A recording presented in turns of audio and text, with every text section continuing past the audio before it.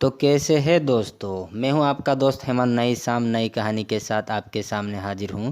दोस्तों, आज की कहानी का टॉपिक है ईमानदारी का कोई पुरस्कार नहीं होता, बल्कि ईमानदारी स्वयं में एक बहुत बड़ा पुरस्कार है। चलिए अपनी बातें ज़्यादा ना बढ़ाते हुए चलते हैं कहानी की ओर। आज की कहानी का नाम है 20,000 का चक्कर।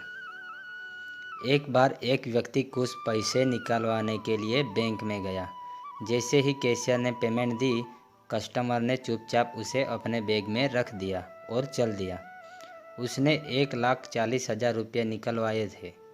उसे पता था कि कैशियर ने गलती से 1,40,000 रुपये देने के बजाय 1,60,000 रुपये उसे दे दिए हैं, लेकिन उसने ये आभास कराते हुए कि उसने पैसे गिने ही नहीं और कैशियर की ईमानदारी पर उसे पूरा भरोसा है, चुपचाप पैसे रख लिए।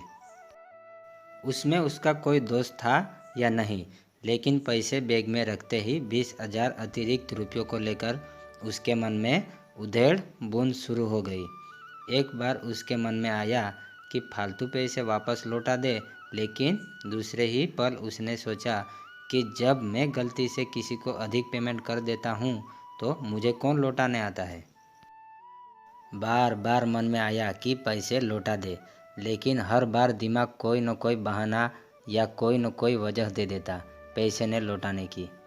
लेकिन इंसान के अंदर सिर्फ दिमाग ही तो नहीं होता, दिल और अंतरात्मा भी होती है। रह रह कर उसके अंदर से आवाज़ आ रही थी कि तुम किसी की फ़ायदा उठाने से नहीं चूकते और ऊपर से बेईमान ना होने का ढोंग भी करते हो। क्या यही ईमानदारी है? उसकी बेचैनी बढ़ती जा रही थी। अचानक ही उसके बैग में से 20,000 रुपये निकाले और जेब में डालकर बैंक की ओर चल दिया। उसकी बेचैनी और तनाव कम होने लगा था। वह हल्का और स्वस्थ अनुभव कर रहा था। वह कोई बीमार थोड़े ही था, लेकिन उसे लग रहा था जैसे उसे किसी बीमारी से मुक्ति मिल गई हो। उसके चेहरे पर किसी जंग को जीतने जैसी प्रसन्नता व्याप्त थी। उधर रुपये पाकर कैशियर ने चैन की सांस ली। उसने कस्टमर को अपनी जेब से 1,000 रुपये का एक नोट निकालकर उसे देते हुए कहा, भाई साहब, बहुत बहुत आभार। आज मेरी तरफ से बच्चों के लिए मिठाई ले जाना, प्लीज़ मना मत करना। भाई, आभारी तो मैं हूँ आपका, और आज मिठाई भी मैं ही आप सबको खिलाऊंगा, कस्टमर ने बोला। कैशियर ने पूछा, भाई आप किस बात का आभास प्रकट कर रहे हो और किस खुशी में मिठाई खिला रहे हो? कस्टमर ने जवाब दिया, आभार इस बात का कि 20,000 के चक्कर ने मुझे आत्म मूल्यांकन का अवसर प्रदान किया।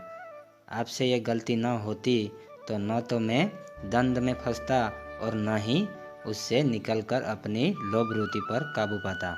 यह बहुत मुश्किल काम था। घंटे के दंड के बाद ही मैं जीत पाया। इस दुर्लभ अवसर के लिए आपका आभार। इतना कहकर कस्टमर ने अपनी बात पूरी की। दोस्तों, कहाँ तो वो लोग हैं जो अपनी ईमानदारी का पुरस्कार और प्रशंसा पाने का अवसर नहीं चूकते, और कहाँ वो जो औरों की पुरस्कृत करते हैं।